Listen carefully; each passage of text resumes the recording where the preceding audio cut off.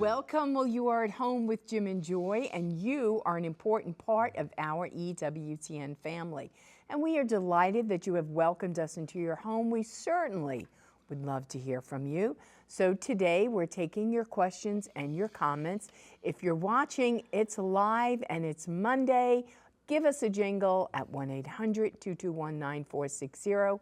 If you are calling and you are outside North America, you can reach us at area code 205-271-2980. Always send us an email with a question or a comment to jimandjoy@ewtn.com, and check us out on Facebook. Well, the question for today's show is this. The National Day of Remembrance for Aborted Children is Saturday, September 10th. Why is it important to visit the burial places of the unborn victims of abortion and other memorial sites dedicated to them? And there are specific memorial sites all throughout the country. Most Catholic churches have a site available, a memorial site available right on their campus. Usually if they have a columbarium or they're going to have a statue. And they're all so different, but they're all so beautiful. And I love going to different Catholic churches and seeing the memorial site that they have, as beautiful and precious as they are. So if you're interested, we're a little bit away from September 10th, but the National Day of Remembrance.org is the website. And you could find out where it's happening in your area. And if not, and you're at a parish and you might want to say something to the Knights of Columbus, who've been so involved in this beautiful movement throughout the country, you know, and find out. And if not, maybe you just say, hey, after Mass today, we're going to go and pray. We're going to stand and just cry out to God on behalf of all the victims, not just the children, but the men and women who made that poor life choice in the past, who are hurting and stuck, family members. All of us have been affected by the sin of abortion. All of us have. And hopefully we'll have Eric Scheidler with us in just a few minutes from the Pro-Life Action League. He's one of several groups that put together this Day of Remembrance that's been going on for years now. And again, we want to hear from you. What do memorial sites dedicated to the unborn, those who've been aborted, mean to you? Have you been to one? Have you prayed at that site? And then there are burial sites, different from memorial. There are remains that are buried there. And there's numerous places all over the country. We have a number of sites here in the state of Alabama, especially in Hanceville, Alabama. To be one of the sites, if you're here, you can visit. What does it mean for you, if you've been directly involved in abortion, to go and to visit one of these sites, to remember that baby that has perished, that's associated in a deep way with you? Or maybe it's you helped facilitate an abortion somehow, somebody maybe paid for one and didn't give the good counsel. What does it mean for pro-life workers to visit these sites? I know it means a great deal for Joy and myself.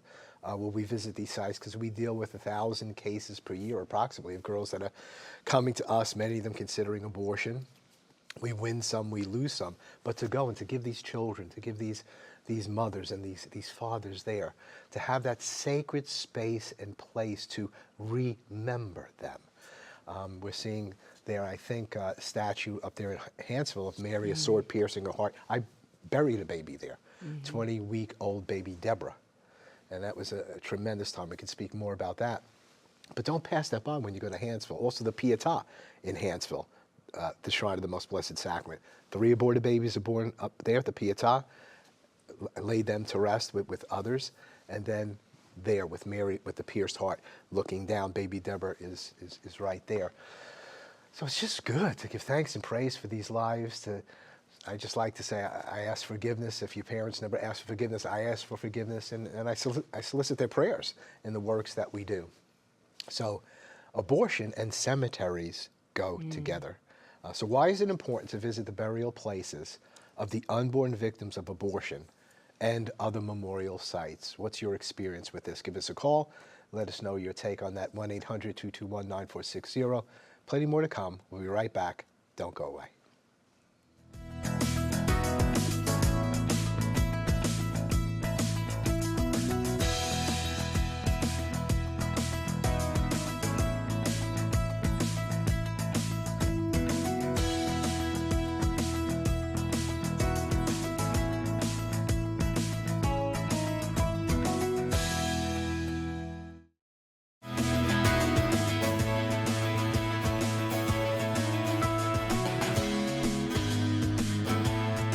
Welcome back. Well, remember that today we're taking your questions and comments on our show today.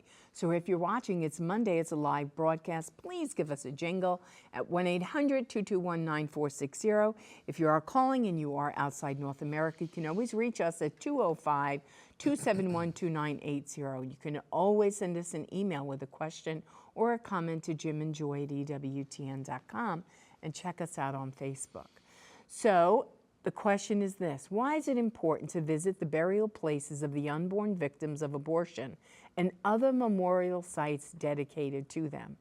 Why is that important? And I know that sometimes you might be at a cemetery and you might come up on a memorial site not knowing what it was, and people have had different reactions about how that arrests them and say, oh, I didn't know that this was here, or even going to some Catholic churches, or going to Catholic churches or even Protestant churches where they have columbarians on their church property. So it's out there for us to see, only that we would be healed, restored, and repaired from any brokenness and forgiveness from the sin if we participated in that of abortion. We have with us our special friend, great pro-life activist in the tradition of his father, Joe Scheidler, the late Joe Scheidler, Executive Director Eric Scheidler of the Pro-Life Action League. Visit their website, prolifeaction.org, prolifeaction.org. So Eric, wonderful to have you with us once again. Big event coming up here, September 10th, I believe it is, on Saturday, the National Day of Remembrance. So please share with us what this day is about, a little bit of the history, the groups that are involved, and what you hope is accomplished in that time. Yeah, well, the National Day of Remembrance for Aborted Children is an event that we've been holding for 10 years now. This will be the 10th annual National Day of Remembrance for Aborted Children. The initial inspiration for us starting this on this national level was the 25th anniversary of a burial of several hundred corpses of aborted children, fetal remains that were recovered from pathology labs and other locations that were buried in 1988, and we decided that for the 25th anniversary of this event that we would want to go ahead and have a memorial at that burial place and at all the other burial places around the country. At the time that we started this project, which I've been working on for now 10 years with Monica Miller of Citizens for Pro-Life Society and Father Frank Pavone of Priests for Life, we only knew of about 24 burial places of aborted babies after searching all of our archives and bringing our heads together. But during the course of reaching out to our pro-life friends on the front lines around the country, we uncovered another 25 or so locations. We now have about 52 different burial places where aborted babies have been buried, and many of those are historical sites that go back to the 80s and into the 90s. There's even a burial in California at a public cemetery that has tens of thousands of aborted baby fetal remains buried there. But some of these are more recent. Listeners may remember the horrific scandal of Ulrich Klopfer, the disgraced abortionist who passed away a few years ago and who had been stockpiling fetal remains in his garage and in the trunk of one of his cars. Those babies have been buried in South Bend, Indiana, where most of them were aborted, and now we're holding memorial services there. The babies that were recovered from a medical waste company that was visiting an abortion facility in Washington, D.C. just last year, those babies have also been buried and will be memorialized. So these burial places are in some sense a history of the pro-life movement and our developments over the years. But this year in particular, it's very important for us to observe this day because, of course, we've just had this incredible change in the entire landscape of abortion in our country with the overturning of Roe v. Wade. So it makes sense for us to kind of take stock of what Roe v. Wade meant. And so much of our focus right now is where we're going with abortion policy. What's going to happen next? What difficult cases are going to come forward? What scandals will the media try to exploit in the abortion industry? But we also need to look back at our past and see what abortion has done to this country. And that means 64 million babies' lives lost. That means millions, tens of millions of mothers and fathers who have had to carry the guilt and anguish of abortion with them. That means grandparents who've been robbed of their grandchildren. It means generations of suffering that have unfolded because of this legal license to kill children in the womb. So we visit these places. We mourn for these children. We take stock of what Roe v. Wade really meant. We hear the stories of women who regret their abortions. We hear the stories of women who have been counseled out of abortion, how grateful they are, of adoptive parents, and all the other stories that we tell at these memorial services if people come out on September 10th. But this year especially, with Roe v. Wade being overturned, and with so much pressure on the pro-life movement to show who we really are, that we really do care about these children, we really do care about their mothers, we need to highlight the humanity of these children who are completely invisible to the media. I mean, just think about the horrific story of the 10-year-old girl from Ohio who eventually received an abortion in Indiana. We're shocked at her story and the horrible trauma and suffering she's been through, but, nobody cares about the little tiny baby that was killed when she had that abortion.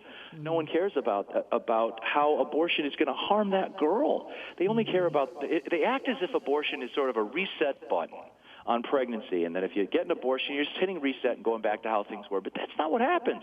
Abortion kills an innocent human life every single time. The American people need to know this. They need to see this. They need to understand it and experience it.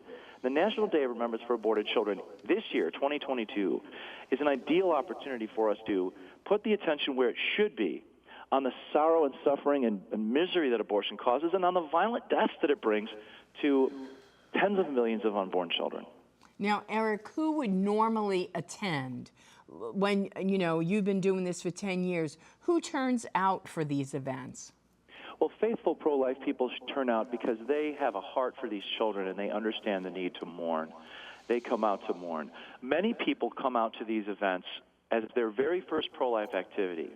Because, protests can be intimidating. People are concerned about counter-protesters and police and the possibility of, some kind of a ruckus. But these events take place on private property, at churches, at cemeteries. A few of them are in public places. The vast majority are on private property, so there's no police concerns, there's no boundary issues, there's no counter-protesters to think about at an event like this. And so it's kind of low impact, so to speak, type of an event where you can feel comfortable going. So a lot of first-timers come, new people. People who are looking for, let me tell you a story from a few years ago. A grandmother came out to one of our National Day of Remembrance services at Queen of Heaven Cemetery in Hillside, Illinois. She came up to me after the service with tears in her eyes to tell me that she had only just a few weeks before found out that her daughter had had an abortion. She found out about the abortion because an insurance bill arrived. And her husband hadn't seen it, so she was keeping this from him. She didn't want him to know that his daughter had chosen this for their first grandchild. And so she'd lost a grandchild. She was in horrible anguish. She couldn't tell her husband. She did talk to her daughter. Her daughter regretted what she'd done. But despite the fact that she was filled with sorrow, she was also filled with appreciation. She wanted to thank me for the opportunity that this event provided for her to go and mourn for this child publicly in a way that was very, very meaningful for her. People have been told by our society these children don't matter. If you're sorry about them, if you're upset about them, that's your problem. You shouldn't care about them. But in reality, people need to mourn for their dad, and they need to do so publicly. You mentioned that my father passed away last January. The incredible outpouring of sympathy for him, the fact that I could talk about this with people, that I could share his story, that I could tell them about what he meant to us and how we miss him, and I could share that grief with other people made a huge difference to me personally and to my family and to the Pro-Life Action League. And likewise, we want to give people permission to publicly mourn for these children. So many of those who attend are looking for that public opportunity to grieve for children that they so deeply miss and have been struggling with in private. So that's a little bit of a cross-section of the type of people who come out. Eric Scheidler, thank you so much for this sacred work of this Day of Remembrance for the unborn, aborted children. Keep up your great work, brother. Thank you for being with us today. For sure. I'm so glad to be able to share this with you, and I encourage people to visit nationaldayofremembrance.org. It's long, but you can spell it out, nationaldayofremembrance.org. You can find a location near you, and we still have enough time that if there happens to be a memorial nearby you where one's not taking place, you could become the leader, even if it's a small and modest service that you plan to build on a little bit more for next year and build and build and build over the years. We have everything you need to get involved. We will guide you through the process and help you every step of the way, and we'd love to work with you. It is a great website, nationaldayofremembrance.org. Thank you, Eric. Thank you, God Eric. bless you, brother. God bless you. Well, it's wonderful. He's doing a great work, and he's 10 years where they're totally celebrating that. So I think we have a phone call, Joy. we have Helen on the phone. Helen, welcome to At Home with Jim and Joy. Your question or your comment? Hi, well, it's a combination, I think. Okay. There was a show on before of, it was Joy and Jim. It was a program, and the lady's name was Barbara Marion, and John Marion was her husband, and he was an alcoholic. And I'm in my 70s now, going on 80 next month, but during that time, I got pregnant, and I thought I was going to marry the man, and I changed my mind. So I was 3 months pregnant, and everybody was handing me money to get abortions, and I was praying hard about it. And I got on the telephone, and I asked for them to pray for me. And Barbara said she used the father as her husband during the time that they were separated. And they did get back together, and now both of them were together still, I'm sure. But I didn't have the abortion. I couldn't do it. And I thank God for that every day, and especially when I see my daughter. And Beautiful. my friends, a lot of them had abortions and really thought nothing of it until afterwards. And I know that the anguish they suffered, and they didn't always admit it, but I knew it. And the first time that I saw the crosses of all the children, I was in awe because I was passing by a church. I believe it was St. Stanislaus in Lansdowne, Pennsylvania, and I saw these crosses, and I said, "Oh my God," you know, and I just prayed, and you know, I just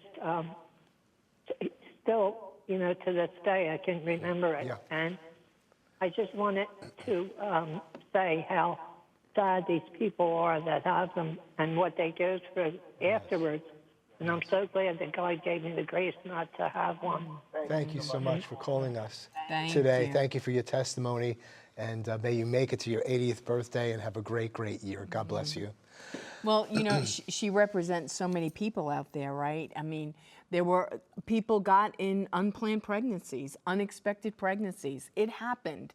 And people made choices, whether it was legal or illegal at the time, but there's regret.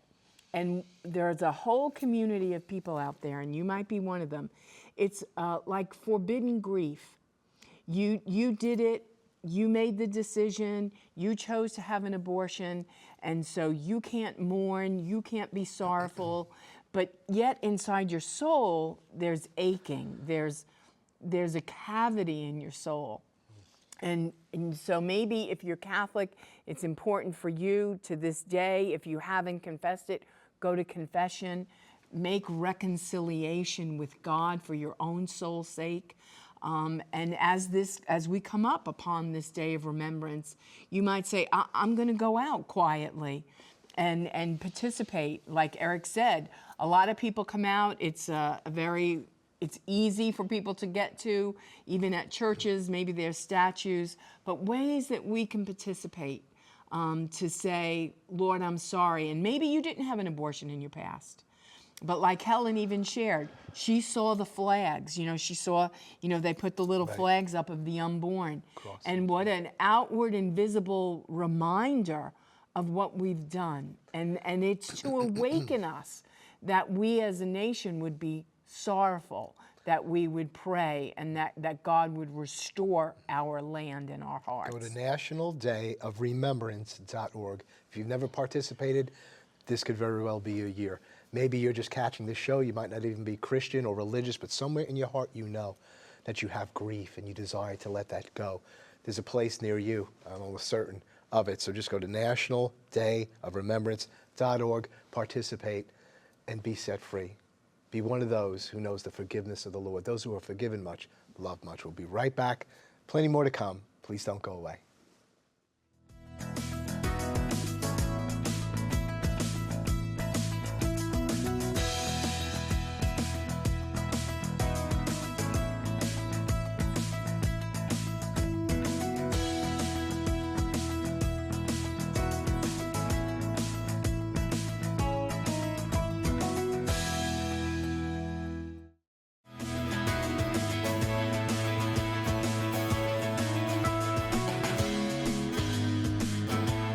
Welcome back. Well, before we wrap up today's show, we're going to go to Rome, check in with beautiful Joan Lewis. Now, Joan, I hear there's quite a bit happening at the Vatican this weekend. Can you tell us about it? Well, greetings from Rome, Jim and Joy. And I think as many of you know, this coming weekend, at least starting August 27th, the Vatican will host four big events, perhaps even historic ones. When Pope Francis creates 20 new cardinals on Saturday, visits L'Aquila on Sunday, and then for 2 days meets with the entire College of Cardinals. Now, he's called all the cardinals together only the third time in his almost 10 years as Pope, by the way. He's called them together to discuss his document on the reform of the Roman Curia, Predicate Evangelium. Now, it was on the May 29th Angelus that the Holy Father announced from his study window just behind us that he would create 20 new cardinals. Now, the problem is, normally, the consistory to create the new cardinals is held a month after the announcement, but no one in the Vatican has ever explained why there was a 3-month delay. Now, of the new cardinals, 16 are eligible to become cardinal electors in a conclave, that is to say, they are under the age of 80. So, as of August 27th, we will have 132. Today we have 116. As of Saturday, 132 cardinal electors. That's 12 over the ceiling set by years ago by Pope Paul VI. Now, interestingly enough, days after the May 29th announcement of the consistory for new cardinals, the Vatican said Pope Francis will make a pastoral visit to L'Aquila on August 28th for the annual celebration of forgiveness.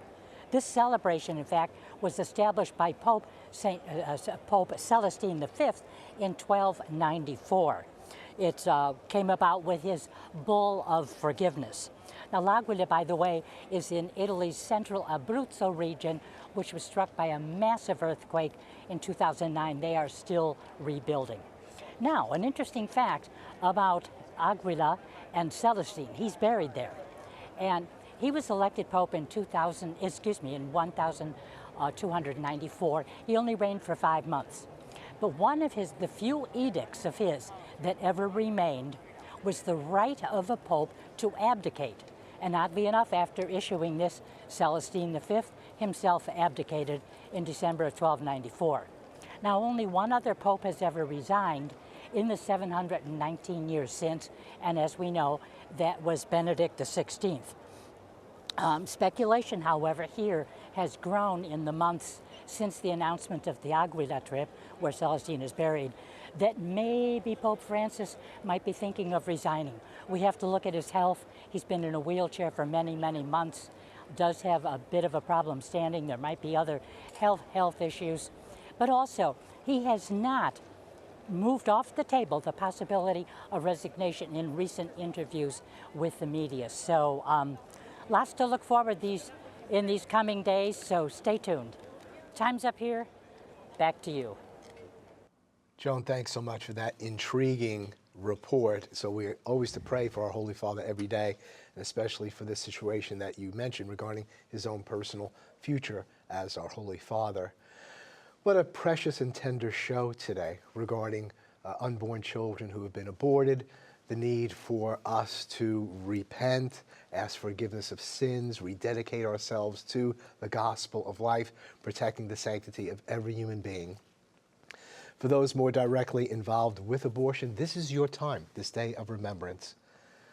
Come to me, all you who travail, you who are heavy laden, and I'll refresh you, says the Lord.